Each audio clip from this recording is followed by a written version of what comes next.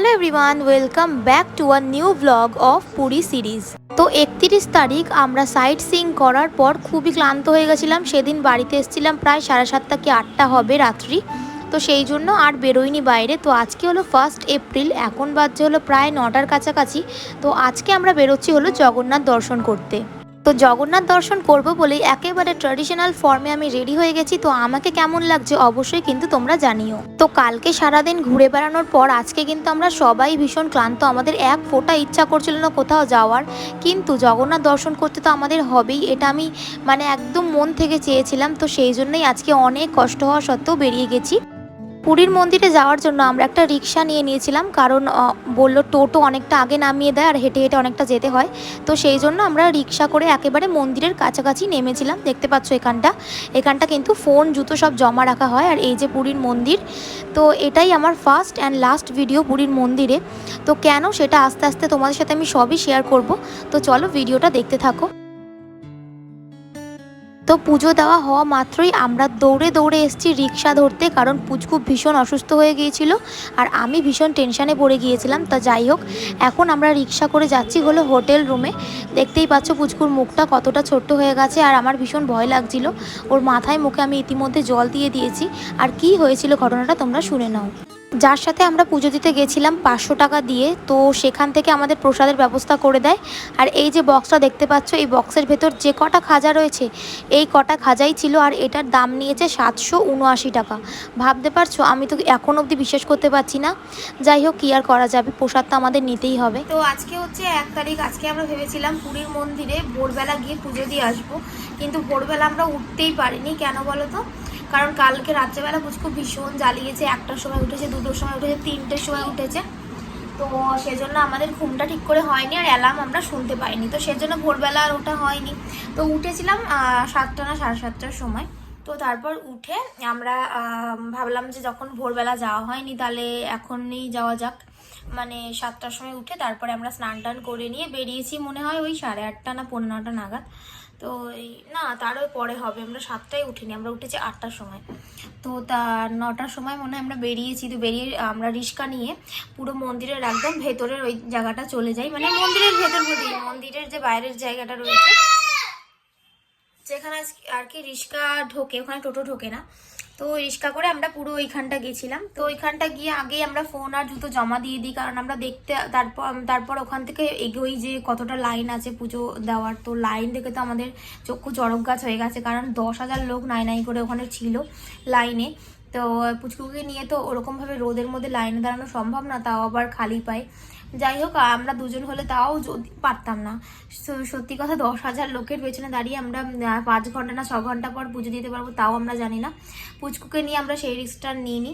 তো সেই জন্য আমাদের একটা লোক এসে বললো যে পুজো দিয়ে দেবো, তা 1000 টাকা লাগবে। তো প্রথমে আমরা 1000 টাকায় রাজি হইনি। তারপর আর একটা লোক আসার পর বললো ঠিক আছে 600 টাকা লাগবে। তো আমরা 500 টাকা দিয়ে ভেতরে গিয়ে পুজো দিতে পারি। লাইন আমাদের দেওয়া হয়নি, খালি পায়ে আমরা খালি অনেকটা হাঁটতে হয়েছে। পড়ে যাবি।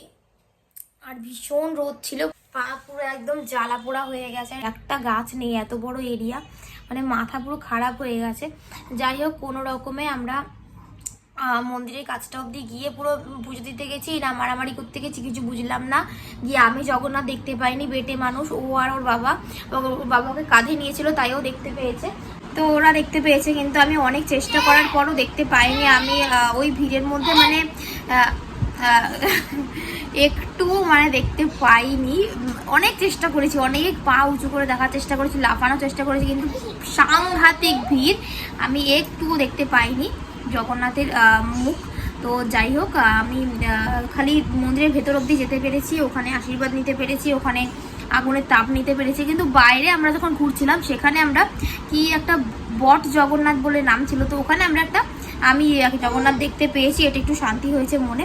যাই হোক, তারপর আমরা ওখান থেকে আর গেট খুঁজে পাচ্ছি না, যে 4 নম্বর 4টে গেট আছে, তো আমরা কোনটাতেই ঢুকেছিলাম, তো সেখানেই তো জুতো আর ফোন রাখা ছিল।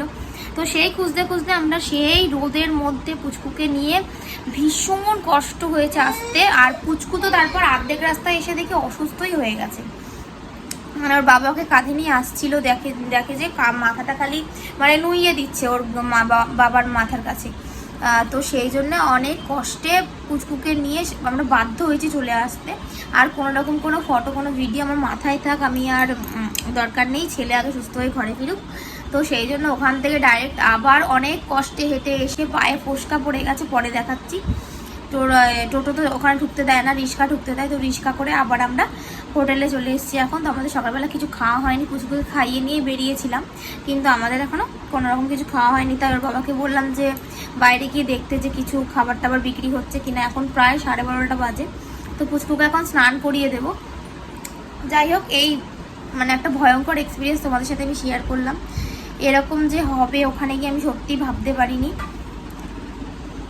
খুব বাজে অবস্থা। আর একটা তোমাদের সাথে একটা কথা বলি যে চরণামৃত নিতে গিয়েও ওখানে কিন্তু পয়সা দিতে হয়েছে। মানে চরণামৃতটা কিন্তু ঠাকুরের চরণের যে অমৃত সেটা কিন্তু সেটা আর কি পা ধোয়া যে জলটা, সেটার মধ্যে আরও অনেক কিছু মেশায়। তো সেটা নিতে গিয়েও কিন্তু আমাদের পয়সা দিতে হয়েছে। ওখানে সমস্ত জায়গাটা আমরা পয়সা ছাড়া আর কিছু দেখতে পাইনি। বলতে খুবই খারাপ লাগছে। যাই হোক, খুবই খারাপ এবং ভয়ঙ্কর অভিজ্ঞতা হয়েছে আজকে। ছোট ছেলেপেলে নিয়ে গিয়ে সবাই মানে খুব রিস্কে পড়ে যাবে, একদম মানে খুব সাবধানের সাথে যেও। যাবে না এটা বলছি না, খুব সাবধানতা অবলম্বন করে যেতে হবে। আর লাইনে দাঁড়ানোর কথা ভাবলে ছোটো বাচ্চাদের নিয়ে ভুলে যাও পুজো দেওয়ার কথা। 5-6 ঘন্টা কেটে যাবে। আমরা ওখানে দেখছিলাম একটা লোক ভোরবেলা 5টা থেকে লাইনে দাঁড়িয়ে 11টার সময় ঢুকতে পেয়েছে, তাও জগন্নাথ দেখতে পায়নি, ভীষণ রেগে গেছে। তো ওখানে পুলিশগুলোকে শুনছি যে বলছে যে এখানে আর কোনোদিনও আসবো না। যাই হোক, এই অভিজ্ঞতাটা আজকে আমার হলো। জগন্নাথ বাইরে তো দেখতে পেয়েছি, এটা একটা মনে শান্তি হয়েছে। নালে ভাবছিলাম এত দূরে সে জগন্নাথ দেখতে পাবো না, সেই জন্যই মেনলি যাওয়া। নাহলে ছোটো বাচ্চা নিয়ে আর কি এই তপ্ত রোদে কেই বা যায়। যাই হোক, ভালোই ফিরে এসেছি জগন্নাথের কৃপায়। যেটুকু দেখতে পেয়েছি এটুকুই কপালে ছিল, বাদ বাকি টাইমে জানি না দেখতে পাবো কিনা।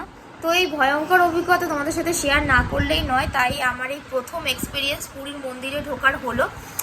বাচ্চা নিয়ে গেলে অবশ্যই কিন্তু নিজেদের সিকিউরিটি অনুযায়ী যাবে, আর খুব সাবধানে থাকবে। এদিক ওদিক থেকে ঠেলাঠেলি হয়, তাতে বাচ্চারা পড়ে যেতে পারে। মানে নিজেরাই বড়রা টাল সামলাতে পারবে না, তো বাচ্চারা যদি বড়দের করে থাকে তো দুজন মিলে একসাথেই পড়বে। আর পড়লেই পদপৃষ্ঠ হয়ে ওখানেই, মানে আর কিছু বলার নেই আমার, ওখানে পদপৃষ্ঠ হবেই যদি কেউ একবার পড়ে যায়। আর বাদ বাকি ব্যাস এটুকুই শেয়ার করা ছিল তোমাদের সাথে।